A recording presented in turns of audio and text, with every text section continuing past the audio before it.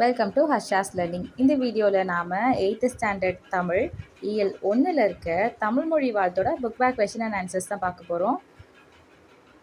First சரியான விடையை தேர்ந்தெடுத்து எழுதுக. Question number 1. மக்கள் வாழும் நிலப்பகுதியை குறிக்கும் சொல் வைப்பு. ஸோ ஃபர்ஸ்ட் ஒன்னோட ஆன்சர் வைப்பு. அடுத்ததா கொஷின் நம்பர் 2. என்றென்றும் எனும் சொல்லை பிரித்து எழுத கிடைப்பது என்று கூட்டல் என்றும். அடுத்ததா தேர்ட் கொஷின். வானம் அளந்தது எனும் சொல்லை பிரித்து எழுத கிடைப்பது வானம் கூட்டல் அளந்தது. அடுத்ததா கொஷின் நம்பர் 4. அறிந்தது கூட்டல் அனைத்தும் என்பதனை சேர்த்து எழுத கிடைக்கும் சொல் அறிந்ததனைத்தும். Next question number 5. வானம் கூட்டல் அறிந்த என்பதனை சேர்த்து எழுத கிடைக்கும் சொல் வானம் அறிந்த. தமிழ்மொழி வாழ்த்து இப்பாடலில் இடம்பெற்றுள்ள மோனை சொற்களை எடுத்து எழுதுக. ஸோ நம்ம ஆல்ரெடி பார்த்தது தான். மோனை அப்படின்னா ஃபர்ஸ்ட் லெட்டர் சேம் சீரீஸில் இருக்கணும், அதுதான் ஒத்த எழுத்தாக இருக்கணும். ஸோ இதனுடைய ஆன்சர் வாழ்க வானமளந்த, வாழிய வாழ்க, எங்கள் என்றென்றும், வன்மொழி வளர்மொழி. ஸோ இதுதான் இதோடைய ஆன்சர். மோனை சொற்கள் இந்த பாட்டில் இருக்குது. அடுத்ததா குருவினா கொஷின் நம்பர் 1. தமிழ் எங்கு புகழ் கொண்டு வாழ்கிறது?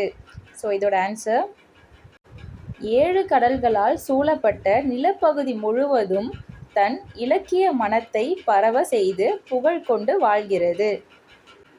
7 கடல்களால் சூழப்பட்ட நிலப்பகுதினா உலகம் முழுவதும் இருக்கிற மக்கள் தான் சொல்கிறாங்க. உலகம் முழுவதும் நீர் எங்கெங்கெல்லாம் சூழ்ந்திருக்கும், எல்லா இடத்துலையும் தானே கடல் இருக்குது. ஸோ இந்த மாதிரி கடல்களால் சூழப்பட்ட நிலப்பகுதி எல்லாத்துலேயுமே தமிழ் சிறப்பாக அதனுடைய இலக்கியம் எல்லாருக்கும் தெரிகிற மாதிரி வாழ்ந்துட்டு இருக்குது, பரவி இருக்குது அப்படின்ற மாதிரி சொல்லியிருக்காங்க. அடுத்ததாக செகண்ட் கொஷின். தமிழ் எவற்றை அறிந்து வளர்க்கிறது? இதோட ஆன்சர் வானம் வரை உள்ளடங்கியுள்ள எல்லா பொருளையும் அறிந்து மேன்மேலும் வளர்கிறது. ஸோ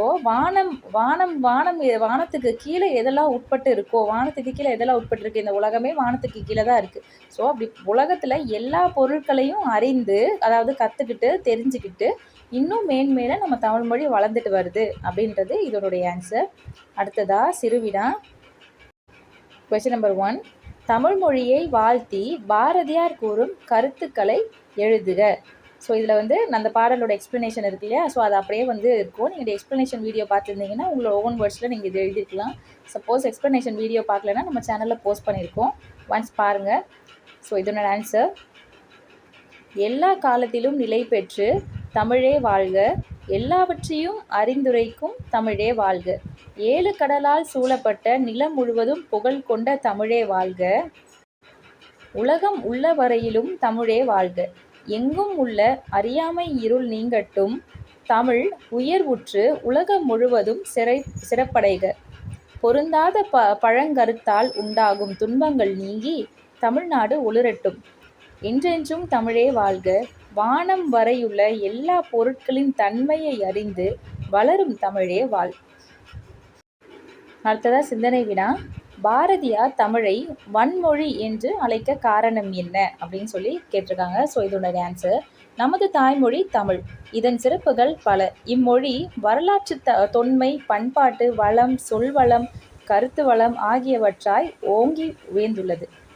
அழியாத மொழியாக, சிதையாத மொழியாக அன்று முதல் இன்று வரை ஒளியே நிலையான உயிர்ப்புடன் வாழ்ந்து கொண்டிருக்கும் ஒரே மொழி நம் தமிழ் மொழிதான்.